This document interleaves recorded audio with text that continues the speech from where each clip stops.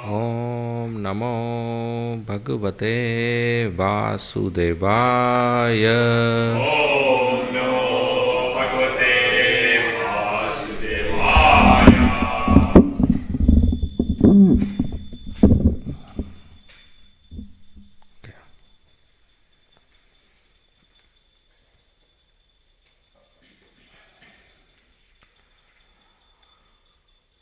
Okay, reading from Srimad Bhagavatam, Canto 3, the status quo, Chapter 28, Kapila's instructions on devotional service, verse number 7, 3.28.7.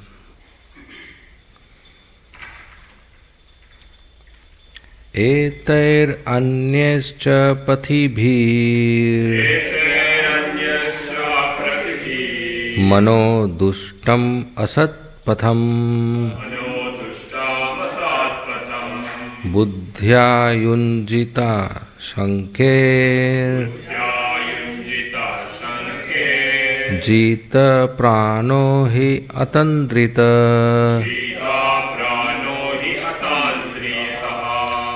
एतैरन्यश्च पथिभिः मनो दुष्टम् असत्पथम् बुद्ध्या युञ्जित शङ्के जित प्राणो हि अतन्द्रित एतैरन्यश्च पथिभिः मनो दुष्टम् असत्पथम् बुद्ध्या युञ्जित शङ्के जित प्राणो हि अतन्द्रित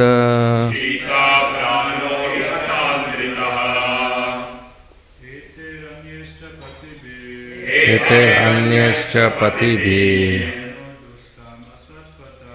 मनो दुष्टम् असत्पथम् बुद्ध्या युञ्जित शनके जित प्राणो हि अतन्द्रितः एतैरन्यश्च पथिभिः मनो दुष्टम् असत्पथम् बुद्ध्या युञ्जिता शनके जित प्राणो हि अतन्द्रितः एतैरन्यश्च पथिभिः मनो दुष्टम् असत्पथम् बुद्ध्या युञ्जिता शङ्के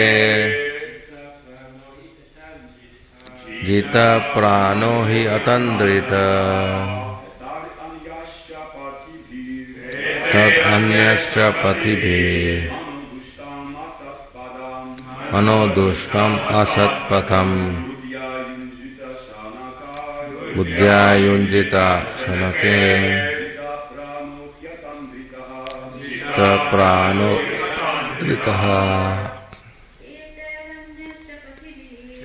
एतैरन्यश्च पथिभिः मनो दुष्टम् असत्पथम् बुद्ध्या युञ्जिता शनके जित प्राणो हि अतन्द्रित एते by these, अन्ये by other, cha and patibhi processes, mana the mind, dushtam contaminated, asatpatham on the path of material enjoyment, buddhya by the intelligence, Yunjita, Yunjita, one must control. one must control. Shankhe, Shankhe, gradually. gradually. Jita Prana, Jita Prana, the life air being fixed. the life air being fixed. He, indeed, Indeed, Atandrita, Atandrita, alert. alert. Translation and purport by Srila Prabhupada. Translation. By these processes or any other true process, one must control the contaminated, unbridled mind, which is always attracted by material enjoyment, and thus fix himself in thought of the Supreme Personality of Godhead. Purport by Srila Prabhupada. Eter anyascha. The general yoga process entails observing the rules and regulations, practicing the different sitting postures, concentrating the mind on the vital circulation of the air, and then thinking of the Supreme Personality of Godhead in his Vaikuntha pastimes. This is the general process of yoga. This same concentration can be achieved by other recommended processes, and therefore anyascha, other methods also can be applied. The essential point is that the mind, which is contaminated by material attraction, has to be bridled and concentrated on the Supreme Personality of Godhead. It cannot be fixed on something void or impersonal. For this reason, so-called yoga practices of voidism and impersonalism are not recommended in any standard yoga shastra. The real yogi is the devotee because his mind is always concentrated on the pastimes of Lord Krishna. Therefore, Krishna consciousness is the topmost yoga system.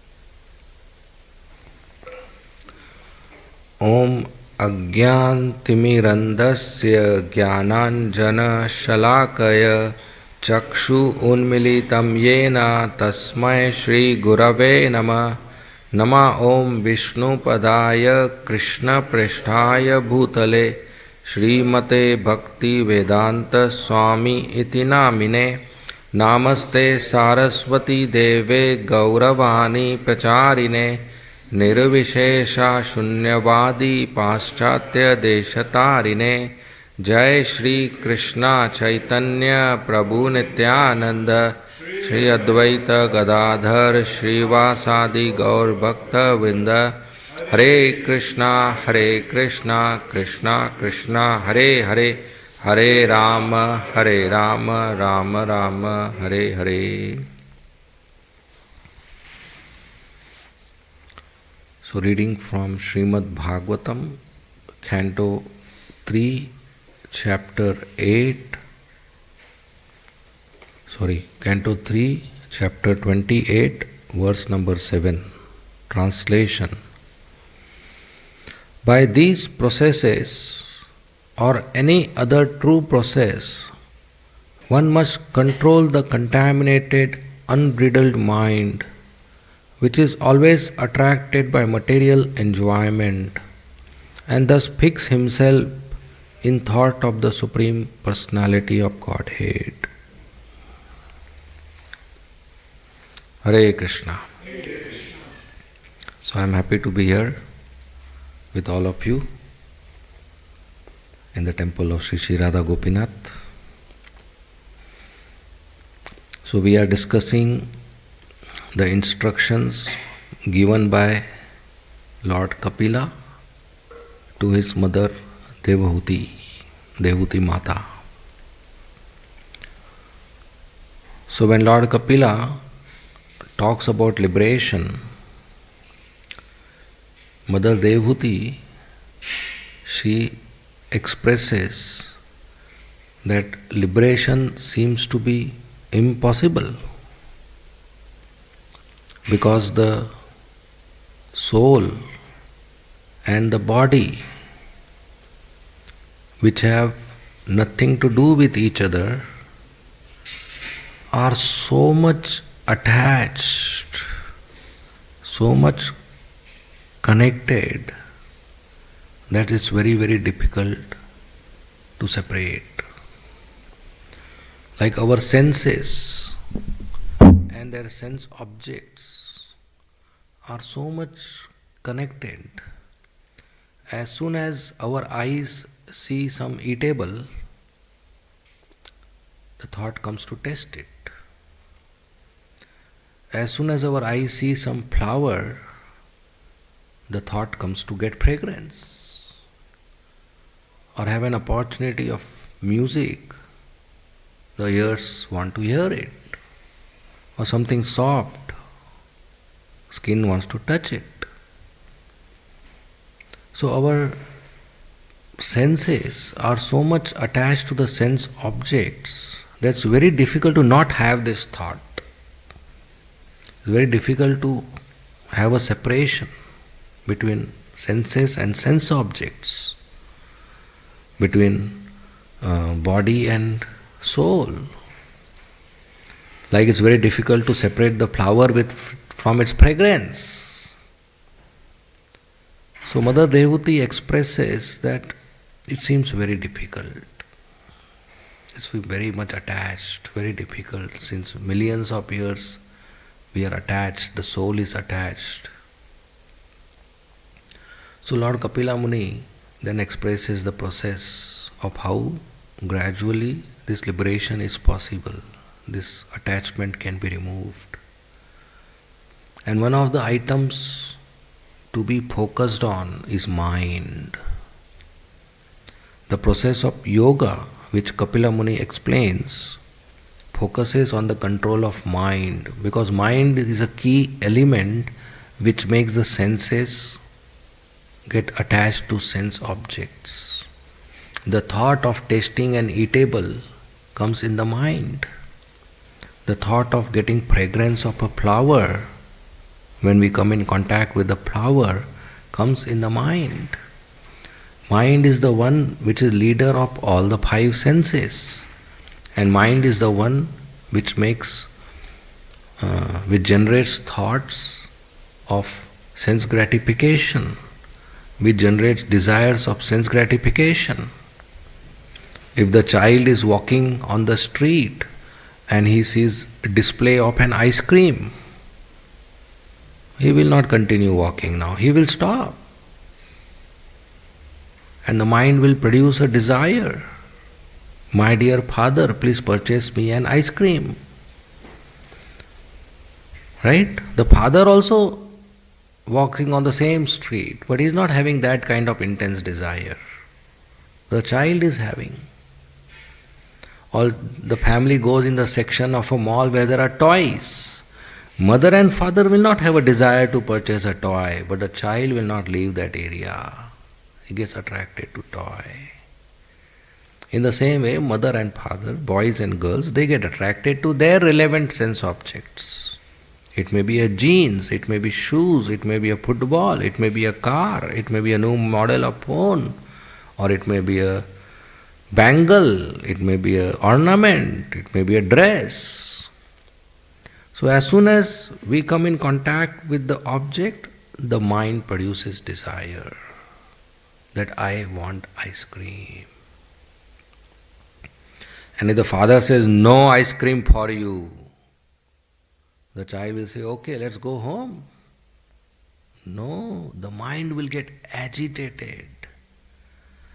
And the child will cry, tears will come from the eyes, and the volume will be raised. Father, I want ice cream.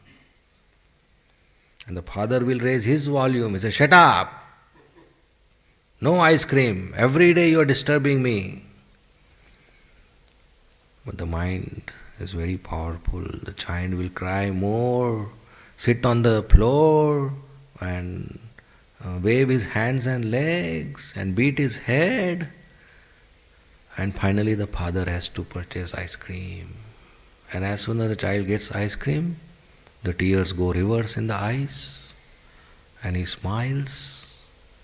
And what does he say, "Father, thank you very much"? No. He says, "Father, one more."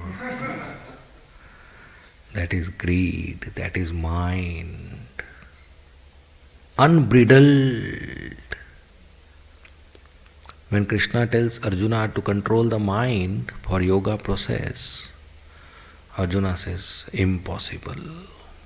I can control wind, but not mind. A cyclone moving with 200 km/h, I can control with my bare hands." Arjuna's power, Arjuna's bodily strength, he can control cyclone moving 200 km/h with his bare hands. But I can't control mind. Arjuna gives 4 reasons why he can't control mind. There are 4 characteristics of mind. Chanchalam, restless. Pramathi, turbulent. Balwad, strong. Dridam, stubborn. And you see that in a child. A child is restless. Plays with one toy, my favorite toy, doesn't share with another children, and after 2 hours break the toy or it's lying down in the corner, no care, picks up another toy. Restless. Like you go for shopping. Your mind is restless. This yellow is good. No, that red color is better. No, the blue will look good on me. Oh, pink is nice. Oh, green is new. And after 3 hours you purchase the first one and come home. What happened? The mind is restless from one object to another object. Turbulent. Sometimes the mind is calm. But suddenly some information comes and the mind becomes agitated. Like a child suddenly saw ice cream. Till now the child was calm.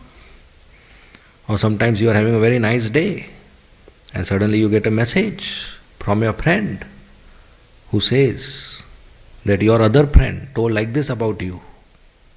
And without any verifying the details, your mind is going in a whole sort of topsy-turvy situation, agitated. How can that person say like that about me? I helped them last year.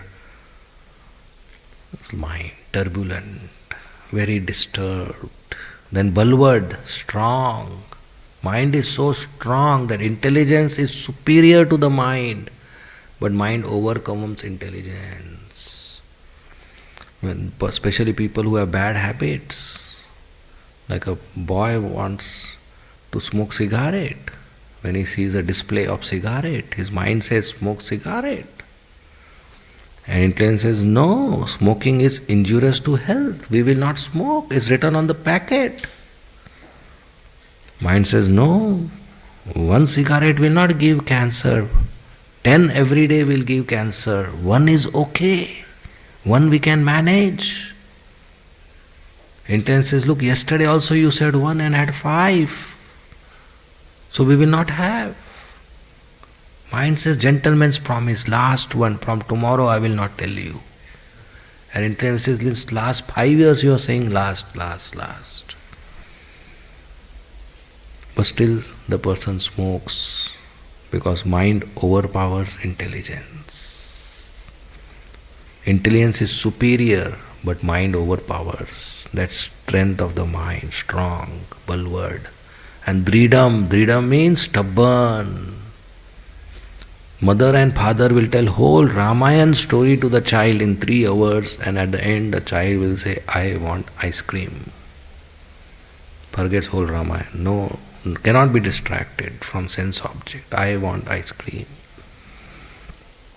So this mind is so powerful that if we handle it properly, we control it, then it's our best friend. Can help us in constructive activities. But if we don't control, then the mind is the worst enemy. Like you have a fast car. If you are in control on the driving seat, you'll have a nice ride on the motorway. But if you are not in control, then you'll have an accident. So anything we have which is powerful, even if you are shaving, if you are in control, you'll have a nice shave. If you are not in control, you'll have a cut and blood will come. So any powerful item we have, if we control, then we can have a good result. But if you are not in control, we'll have an accident. So mind is very powerful. So again and again it is stressed to control this mind. Now there are multiple processes to control. The one described here is talking about Dhyan Yoga. To go to the forest, to have a raised seat, neither too high nor too low, covered with proper white cloth, and sit and meditate by following the process of yam, niyam, pranayam, asan, till samadhi, asan till samadhi. Thinking of Vishnu in the heart, thinking of Vishnu's pastimes in the spiritual world. So, it's not practical today for us to go to the forest and do all this business. So in this verse, there is mention of other processes, bona fide process.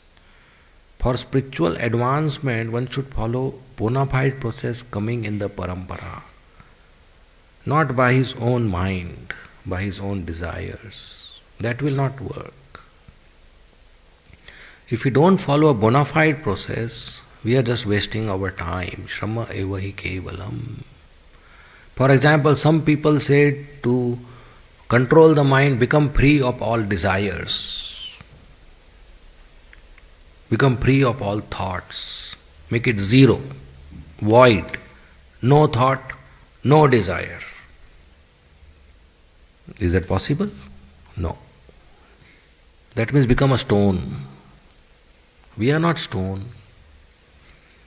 We are conscious living entities. Mind cannot become stone.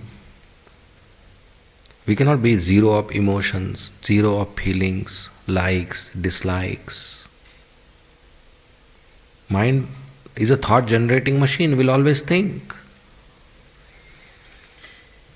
It is like my only desire is to be without desires. This is also a desire. To be desireless, to be zero in the mind, void, is also a desire. To not have any desire is also a desire. So that's not possible. So the most sublime process given by Srimad Bhagavatam is Bhakti Yoga, is to fix our mind on the Supreme Personality of Godhead, Krishna. Manmana Bhava, Krishna says in Bhagavad Gita, always think of me. And Sri Chaitanya Mahaprabhu instructs us, Kirtaniya Sada Hari, always chant the holy name of Krishna. These two are same. Manmana Bhava and Kirtaniya Sada Hari are same. So the best way to always think of Krishna is to chant Hare Krishna Mahamantra. Hare Krishna, Krishna Krishna, Hare Hare, Hare Ram, Ram Ram, Hare Hare. So the mind gets attached and focused on the sound vibration. So when we chant, we hear.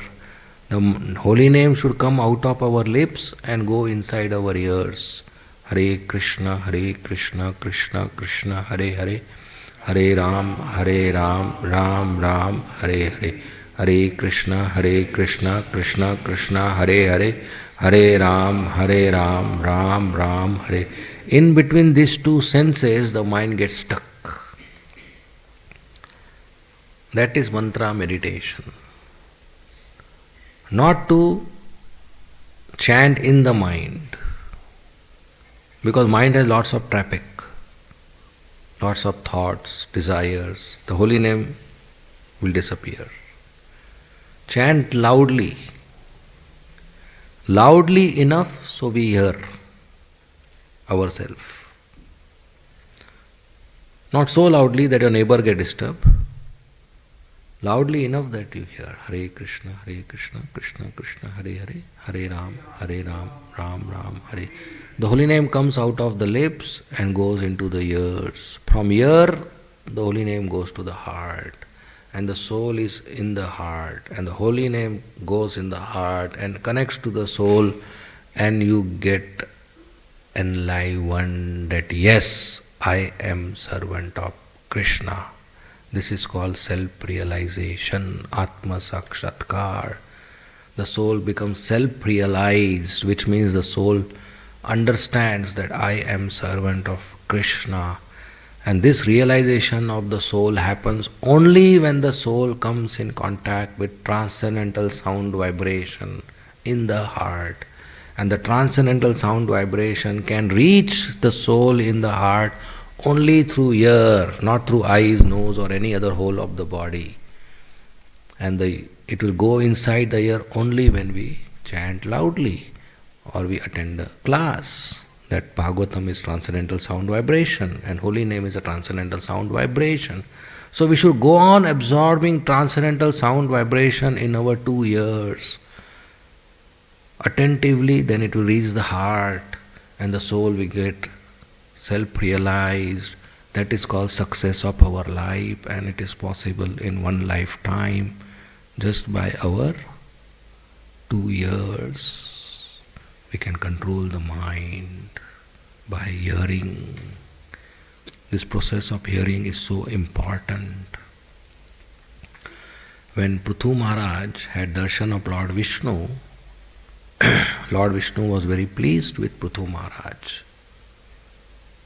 So much pleased that Lord Vishnu, who came for a particular duration of time to meet Prithu Maharaj, extended his duration, cancelled his return ticket and stayed for a longer time just because Prithu Maharaj's qualities were so attractive, his behavior was so nice. And second point is, when Lord Vishnu comes on the earth planet, he doesn't touch his feet on earth planet. He's few centimeters above the ground. So he was in the air and Prithu Maharaj was on the ground. And the conversation got extended for a longer duration of time. So Lord Vishnu, to make Prithu Maharaj comfortable, stepped his lotus feet on the ground, just to make Prithu Maharaj comfortable. And it is said that Lord Vishnu is not used to touch his feet on the ground. He is used to air, not on the ground. So when he touched his feet on the ground, he couldn't balance himself. So he called Garuda. And Garuda came and Lord Vishnu kept his right hand on the shoulder of Garuda to balance himself. He got so much affectionate to Prithu Maharaj because of his good qualities and good behavior.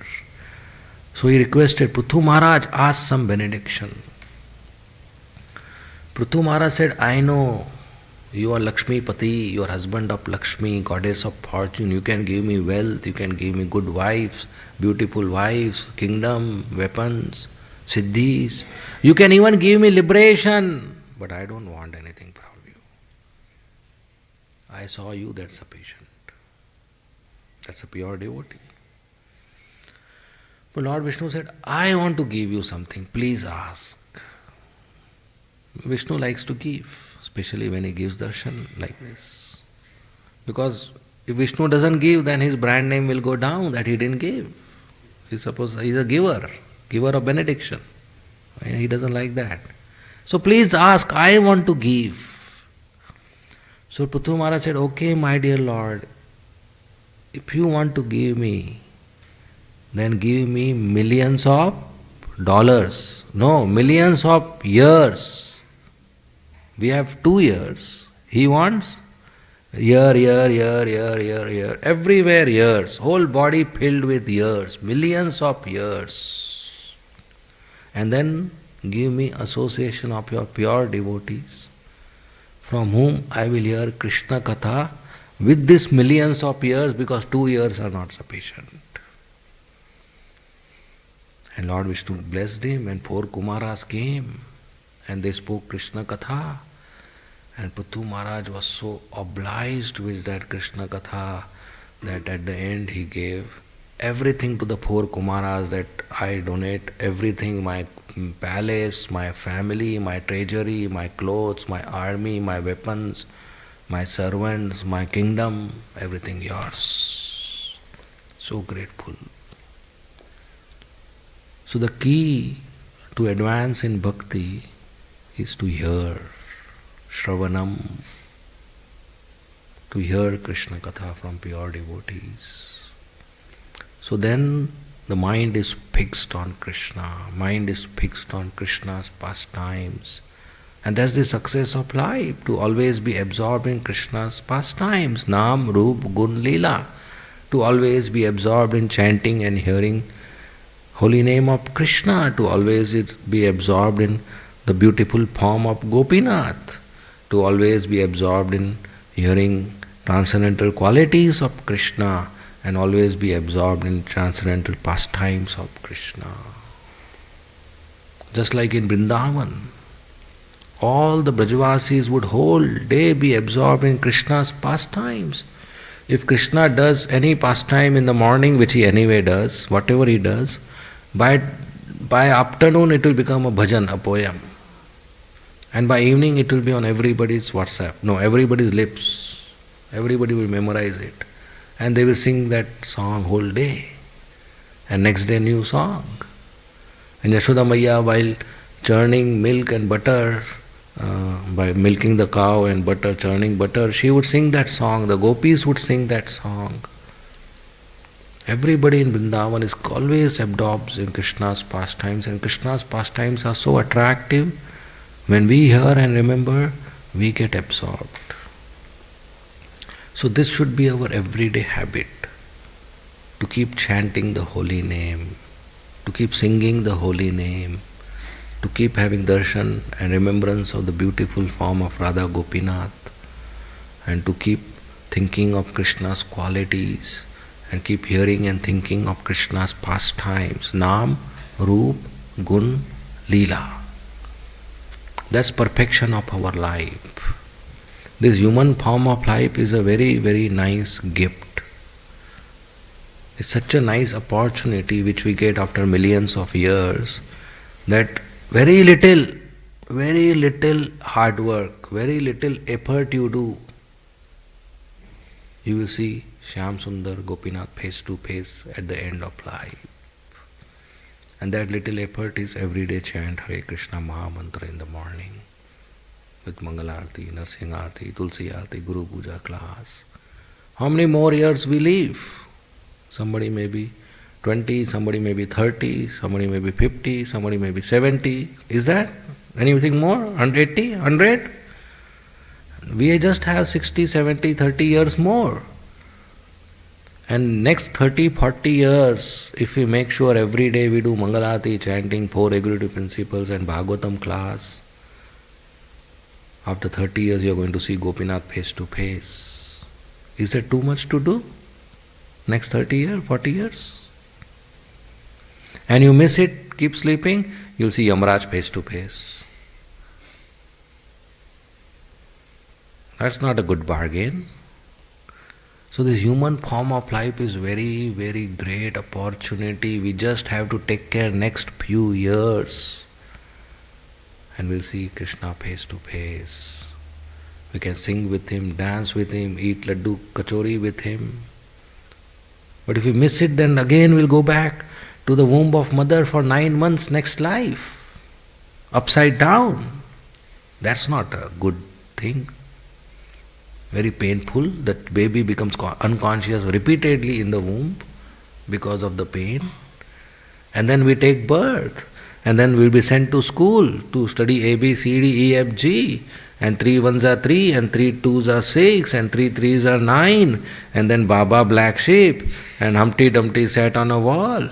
And why you want to do this again? Whole business of 25 years of education, and again for little food we'll have to work hard under some nonsense boss, for 8 to 10 hours. Again the whole process starts. My dear devotees, no. Krishna is waiting for us since millions of years. Isn't that enough? Why we want to make him wait for one more life? So we should be very serious that this life is last birth. We determine to go back home, back to Godhead by Krishna's mercy. And so this process is given to us by Srila Prabhupada in ISKCON, that we do full morning program and have an honest income if you are an earning member of a society, and use the results in the service of Krishna. Practice bhakti in the association of devotees. That's perfection of life. Any intelligent person should consider why to take birth again and again. After all these millions of years of endeavor and taking birth, what did we achieve? A birth in Sydney, that's what we achieved. Is that a great thing to do? What did we achieve at the end of all these millions of years? Not much. So what will you achieve one more birth? Nothing. So we should not do the same mistake. We should completely surrender to Krishna and serve him. So Kapila Muni is instructing us that somehow we have to be absorbed in Krishna 24 hours. Now of course that's difficult, it's challenging, but at least we start, we take the step.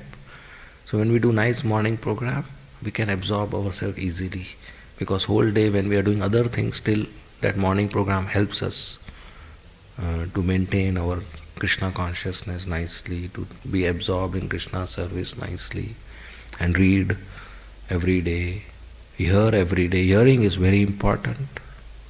Nityam Bhagavata Sevaya. Nityam means every day. It doesn't say Sunday Bhagavata Sevaya, ki every Sunday you hear. No shloka like that. Or weekend Bhagavata Sevaya, ki every weekend you hear. Or sometimes Bhagavata Sevaya, that occasionally you hear. Nityam, every day. So every day we hear Bhagavatam or read Bhagavatam. Have a set in our house, in our room. So we should keep ourselves absorbed in Krishna. And as I said, especially by every day chanting nice 16 rounds of Hare Krishna Maha Mantra without offenses, attentive chanting, so that we go back to Krishna. Hearing Krishna's pastimes, chanting the holy name, these are very, very powerful ways, powerful. There was 500 years before, the king of Bengal, Nawab Hussain Shah, Muslim king. So one day he went to his palace in the bedroom and he was changing his cloth, and the queen saw on his back there was a mark. So she said, Maharaj, my dear king, what is this mark? And he said, there is one Hindu landlord, Subudhi Roy, he hit me with a stick, this is the mark. The queen said, how can somebody hit the king? You kill him right now. How can somebody hit the king? The Nawab Hussain Shah said, no, he didn't hit me today. He hit me when I was not the king. He said, now you are the king, you kill him. Execute him in public crowd. He said, no, I can't do that. He is like my father figure. What happened is, when I was a small boy, I was staying on the street boy. And I had no food, no cloth, no accommodation. So this Subudhi Roy, who is a Hindu, rich Hindu landlord, out of his kindness, he picked me up from the street and took me to his own house, gave me cloth, gave me food, gave me a room to stay. And I used to do some odd work in the house. One day I stole money and he got angry and hit me with a stick. And that is a mark. But he didn't tell me to get out. He still maintained me. Whole life he maintained me. This is later I became the king. So he is my father figure, I can't kill him. The queen said, I don't know about all this story. He hit you, you are the king, you kill him. The king said, I can't do that. But the queen would every day tell him. Now if your wife tells same thing every day, that's not easy to handle. The pressure increases, it's called nagging. So the king said, look, it's too much pressure on me, you don't speak like this. The queen said, no, you have to kill him. Finally the king said, look, I can't kill him, but since you are every day telling me, I will throw water on him, my water on him, my glass water on him. At that time there was a tradition that if a Muslim person takes water from his utensil and throws on a Hindu person, the Hindu person will become Muslim. This is not a philosophical, shastric rule, it is misconception. But there was such a tradition. So the queen said, yes, do it. Because when somebody converts like that, then his village and his family would ostracize him from the location and he will be on the road, bankrupt. It's kind of death only. So the king next day, because the queen was insisting, took some water and threw it on Subudhi Roy, who was a very rich Hindu landlord, and by the water he became Muslim. So his village and his family said, you can't stay with us, you are contaminated. And he was out of the village, on the street, lost all the property, all the wealth, all the reputation, everything. So now on the street, bankrupt is kind of death only. So Subudhi Rai thought, since many years I am thinking to take sannyas, but I was so much active in the responsibilities, now it's good time to take sannyas, and he straight went to Varanasi, Kashi, which is a place in India of Lord Vishwanath, Lord Shiva, very big temple. So when he went to Varanasi, he thought, before taking sannyas, let me become Hindu first, otherwise how he can take sannyas diksha. So he went to some local panditas, local scholars, and said, Panditji, I am a Hindu, but one Muslim king threw water on me, so I became Muslim. Now I want to again become Hindu, what should I do? So the Pandita said, we don't know, this seems to be a complicated problem, we'll have to do some research. So they said, okay. So they had a conference together, some Zoom call, something, I don't know. They did research and they called him. And they said, look, we found a solution for you.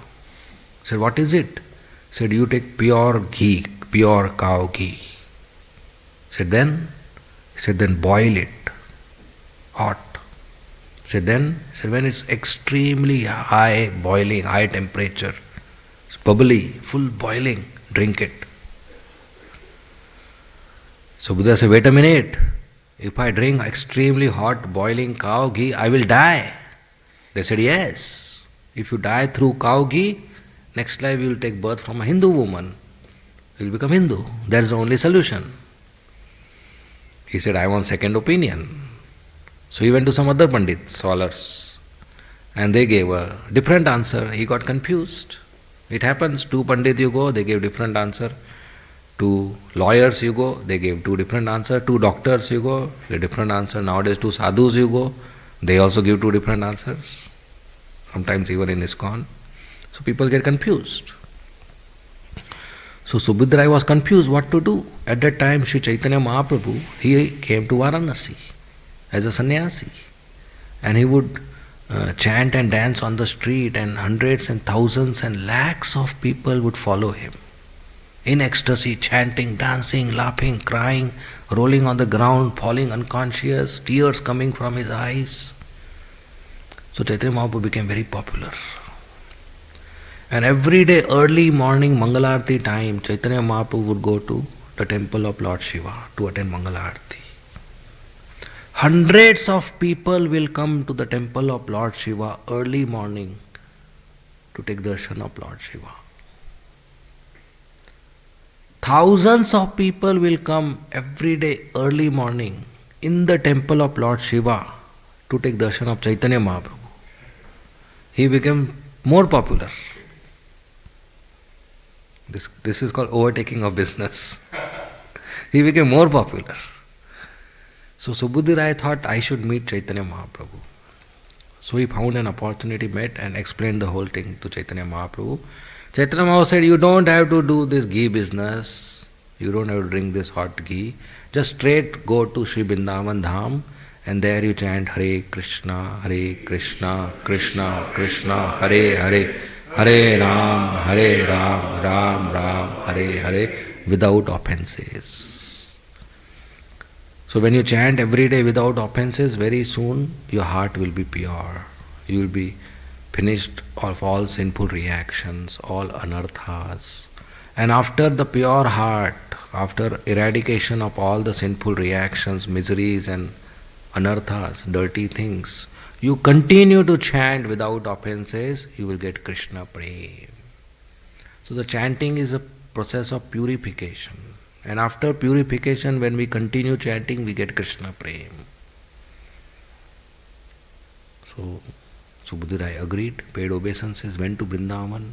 He would chant every day without offenses and he became completely pure. And after being completely pure, he continued chanting and he got Krishna Prem. He got associate of Chaitanya Mahaprabhu. And how would he stay in Vrindavan? He's a Hindu rich landlord. But in Vrindavan, he would collect wood, small wooden branches and twigs which are fallen from a tree. He would never cut a tree. Sometimes the wood pieces anyway fall from the tree. That he would collect and make a big load. And he will carry the whole load walking from Vrindavan to Mathura. And in the market of Mathura, he will sell it for 4 anna, 5 anna, 4 cents, what you can call, 4 paisa, 4 anna. And he'll come back to Vrindavan and one merchant shop, he will purchase little chickpeas for 1 anna. And 4 anna he will keep as savings to merchant. Every day 4 anna, 4 anna, 4 anna, he will save with the merchant. Then when some devotees will come from Chaitanya Mahaprabhu's side, he would host them by using that everyday saving and purchasing rice and oil and curd and fruits, and he will supply it to the Vaishnavas and take them around Vrindavan forest. So Rupa Goswami and Sanatana Goswami, first time they came to Vrindavan, Subhuti Rai hosted them for one month each and took them to all the 12 forests of Vrindavan, and he hosted them by this 4 anna collection. So he showed how to stay as a person who is practicing chanting, honest income and using the income in the service of devotees, Krishna, cows, like that. So he became a great associate of Chaitanya Mahaprabhu. So chanting works. It worked for Subhuti Roy, it worked for everybody in Bhagavatam. So we should be very much absorbed in Krishna by chanting, by hearing, by doing service, by deity worship, by cleaning the temple, by singing kirtan, by going out and book distribution and preaching. So completely absorbed in Krishna. So that this life is last life. No more birth. Very determined. And today is Paniyati Chidadai Mahotsav. It's another example of very great determination by Raghunath Das Goswami. Raghunath Das Goswami was son of Majumdar family, Govardhan Majumdar, and very rich like Indra. And in childhood, Haridas Thakur came to the village of Majumdars. And Haridas Thakur would chant 192 rounds every day and have a small hut with no furniture, no eating, no sleeping, whole day chanting and little bit prasad. So Raghunath Das Goswami, when a small boy, he visited Haridas Thakur. Raghunath coming from Indra's palace, kind of millionaire, a very big house with silver spoon, golden spoon. And he saw Haridas Thakur staying such a simple life, he got attracted and he wanted to be like him. So when he grew up, he heard about Chaitanya Mahaprabhu from Haridas Thakur and his family also, devotee family. So when he grew up, he wanted to leave everything and join Chaitanya Mahaprabhu. So repeatedly he would run from his house. But repeatedly his father would send some people on the horse who will ride fast and bring him back.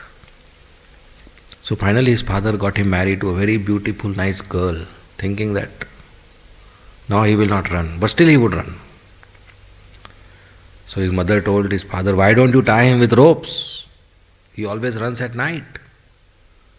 His father said, such a beautiful girl in the house, in his bedroom, he cannot get tied. How will he get tied with the ropes? He has become mad because he is follower of Chaitanya Mahaprabhu. Chaitanya Mahaprabhu, anybody follows becomes mad like that. They leave house. So then he kept some guards. And he had difficulty now. Whenever he would run, the guards would bring him back. So one day Nityananda Prabhu came to a nearby village, Paniyati. And Raghunath Das Goswami heard, so he went to take darshan. So many devotees were there with Nityananda Prabhu, and Raghunath paid obeisances from far. So one devotee told Nityananda Prabhu, look, Raghunath is here paying obeisances. Nityananda, Raghunath, come here, you thief. A millionaire's son in front of everybody, you call him thief. Come here, you thief. Said, you are a thief. We will punish you. He said, what is the punishment? He said, you feed chida dahi to all my devotees. Chida doodh and chida dahi. Chida is chipped rice in curd. It's a good preparation with banana, mango, sweet preparation. And in milk. It's a Bengali preparation. And he was very happy to hear the punishment. And immediately arranged the brahmanas to cook and the servants to purchase. And he purchased lots, whole village market he emptied and purchased lots of food material and big pots, and they started cooking, and they had small pots for everybody, two pots for everybody. It's a big katha. And when people came to know there's a festival on the bank of the Ganges, more people came. So when more people came, he purchased more products. And some shopkeepers came to know some festival is going on. They thought, okay, we will sell. So they brought their products. He purchased all the products they bought and fed them only. It became a big festival, and Nityananda Prabhu invited Chaitanya Mahaprabhu personally, and some of them saw Chaitanya Mahaprabhu personally, and they all fed in devotees' mouth, chida dahi, and Raghunath Das Goswami was very blessed. At the end, Nityananda Prabhu gave him Mahaprasad. So, Chaitanya Mahaprabhu is Nityananda Prabhu's property, like Krishna is Radharani's property. And Raghunath Das Goswami again was running from the house to obtain the mercy of Chaitanya Mahaprabhu. But Chaitanya Mahaprabhu is Nityananda Prabhu's property. So if you want a diamond, you should not go to a diamond. You should go to the owner of a diamond. One who has diamond in his pocket, he is superior to the diamond. So if you want diamond, you have to go and please the person who has the diamond in the pocket. So Chaitanya Mahaprabhu is in pocket of Nityananda Prabhu. So without permission of Nityananda Prabhu, Raghunath Das Goswami is trying to take association of Chaitanya Mahaprabhu, so he called him, you are a thief. You are taking my property. But after he served all the Vaishnava, Nityananda Prabhu blessed him, very soon you will get Chaitanya Mahaprabhu's association and mercy. And after that festival, when Raghunath Das Goswami got an opportunity to run away from the house, he was successful. He went and met Chaitanya Mahaprabhu. And there were amazing pastimes. Raghunath Das Goswami was very determined and austere. So this pastime is very nice, very attractive. One of the major reasons of attraction, there is no fasting. Generally all programs we are fasting. Here the whole pastime is based on the specific menu. Very interesting, right? Same way Jagannath Rath Yatra, no fasting. But all other Janmashtami, Radhashtami, Gaur Purnima, Ram Navami, Nityananda Trayodasi, all fasting events. Rath Yatra, there is prasad before also, after also, in between also. So Jagannath doesn't like his devotees fasting. So Paniyati Chidade Mahotsav. So one very important lesson is, if we feed Vaishnavas, then all the obstacles in our bhakti go away. We can receive the mercy of Chaitanya Mahaprabhu and Nityananda Prabhu. If we feed Vaishnavas, sadhus, devotees, then we can very easily advance in bhakti. Because serving Krishna's devotees is more valuable than serving Krishna directly. Because Krishna says, those who are claiming to be my devotees, they are not my devotees. But those who are devotees of my devotees, they are my real devotees. So we obtain Krishna's mercy by being Das, Das, Das, Anudas. And that's the way to do Kirtaniya Sada Hari, to be very humble. Only a humble devotee can practice Krishna consciousness 24 hours. If you want to practice 24 hours, we have to be humble. 2-3 hours, you don't need to be humble, you can manage. But 24 hours, then we have to be humble, so that the mind is cooperative. Otherwise, mind will disturb us. So to progress in Krishna consciousness, we should imbibe this culture of seva, service to Vaishnavas. We are servants of Krishna. We are servants of Radha Gopinath, staying in the palace of Radha Gopinath. And every single visitor comes here, he comes to see Radha Gopinath. So he is guest of Radha Gopinath, our master. So if a servant is staying in the palace of master and the master's guest come, how should he treat the guest? As master only. Then only he can please his master. If he treats the guest, misbehaves or doesn't treat nicely, then the master will tell him, you cannot stay in my palace, you are mistreating my guest. So even if your enemy number one comes, how should you treat him? As a master. So it doesn't matter what is my personal consideration with that person. He is not coming to my house, he is coming to my master's house. So even if my enemy number one comes to my master's house, I should treat him nicely so that my master is pleased with me. I may not have affection for that person, but I should please my master. Otherwise, my existence has no value. So every Vaishnava we should worship, serve nicely, so that Radha Gopinath is pleased, and then only we will get success in our Krishna consciousness. So this festival teaches us, serving Vaishnavas, happily providing them prasadam. Raghunath Das Goswami purchased the food from a person and cooked and fed him only. It will look like a crazy thing to do, but he fed him only. Everybody got prasad. Then he gave lots of gold coins to all the devotees, including a very large sum to Nityanand Prabhu. He made a whole account of who should be given how much. Very carefully made a list and supplied different packets so that everybody is pleased. So that's the nice festival, Paniyati Chidadai festival. Very much relevant today, that when we use our honest income in the service of Krishna and devotees, then we can overcome all the obstacles in the path of spiritual advancement and grow in Krishna consciousness, which is the perfection of our life. Okay? We'll end here. Thank you very much. Srimad Bhagavatam ki jai, Srila Prabhupada ki jai, Hare Krishna. If there are any comments or any questions, you may please ask. Yes, Prabhu.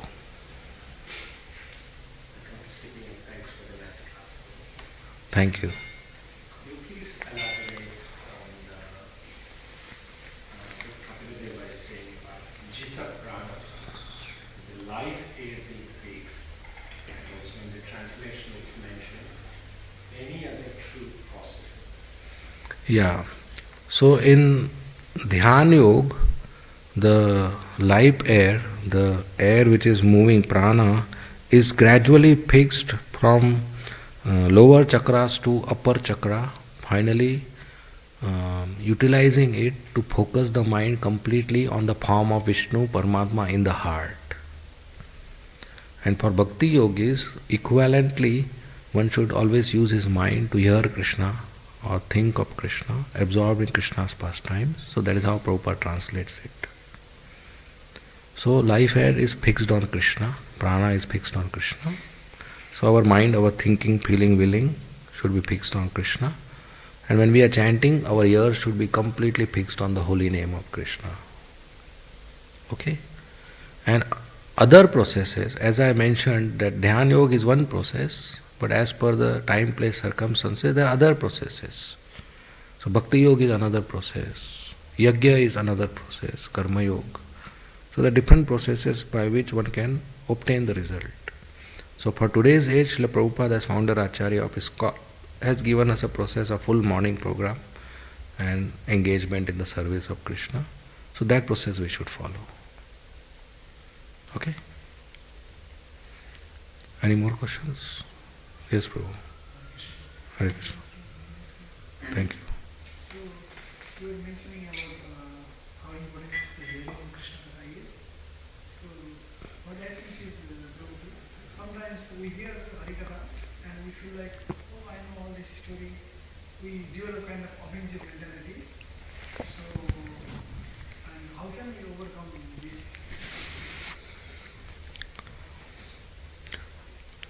We just keep hearing rather than thinking or judging. Like when you have your morning khichdi, oh, I know this, yesterday I had, but today you still need it, right? Because how will you get energy without you getting grains? Our menu is almost same, if not every day, at least every few days, but we need it. Like air, you don't say, oh, this is same air, yesterday's air, I want a new air, new oxygen. Today I will not take oxygen, I will take carbon dioxide. No. So there is no taste in air, but we need it. In the same way, even if we don't have taste, we need it.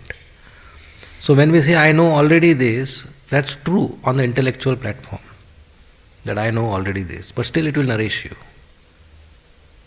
Like a small seed is there in the garden, you put water today, it will become big. Now to more big, same water is required. More big, same water is required. Flower, water is required. Fruit, water is required. Same water will give different level of growth. Even though water is same, but every day different level of growth is happening. So even the same class we hear, same holy name we hear, same deities we see, every day will grow in a different level. So if I am 10% in bhakti, to go to 11% I have to hear a class. But if I am 20% and go to 11%, I have to hear the same class. So same class, different devotees sit, they get different growth, whatever level they are in. So memory and intelligence would say you know this, and that's fine, right? But hearing is a service to Krishna. So we grow by that. So we just don't have to approach Bhagavatam intellectually. We have to approach Bhagavatam as a service and gradually as love. Like a boy who meets the girl. He's seen her yesterday. Intellectually, he may not get anything new from her. Same eyes, same ears, right? Only dress change, maybe. But lovingly, he will like to spend more and more time with her because every day there is a new joy. So intellectually, when we approach Bhagavatam, we may think, oh, I have read, I know this. But we don't just approach intellectually. It's not knowledge. It's service to Krishna. It's very, very tasty. And it will happen. You keep doing it, it will happen. What to speak about hearing same? I speak same. Same class 3 times, sometimes in a day. But it works. It's very, very enjoying. Bhagavatam is very tasty, very sweet. So we keep hearing. Rather than just intellectual platform, as a service and as love. Okay? And sometimes there's some difference also. Same story you hear, you get a different realization. Different speakers have different ways to narrate. Different realization you get. Srila Prabhupada used to read his own books. If you approach intellectually, which author would like to read his own book? He will get bored like anything. Because every page he knows which word is going to come next. Right? And Prabhupada used to hear lectures of his disciples. What level of lecture would that be for Prabhupada to hear? But he taught us to hear lecture of everybody and read his books. Not only Prabhupada read his books, he would get absorbed and enjoy. There once in Los Angeles, Prabhupada was sitting in a garden and some devotees were reading Krishna book and the narration was Balram killing Pralambasur. And when Balram finally punched Pralambasur and Prabhupada started laughing and he started using his palm on his thigh, he said, yeah, now he killed him. So Prabhupada got so absorbed in his own writing. Right? So Krishna, and if you very attentively hear, you will get something new from the same story, from the same passage. Very attentively you hear. By Sutta Goswami says, by giving rapt attention to the words of Bhagavatam, you can see Krishna on every page of Bhagavatam. So by rapt attention, you can get realization. So same story will give you new realization at present level of your growth. So it's water. Same water every day, but it nourishes us. Same grains every day, but it nourishes us. So if it is austere, do the austerity. Okay? And it will not be so boring, don't worry. Next question.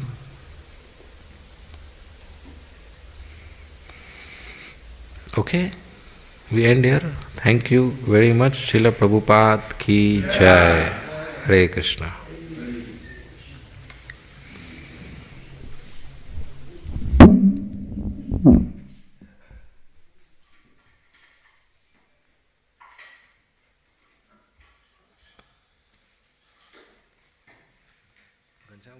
Hare Krishna. How are you?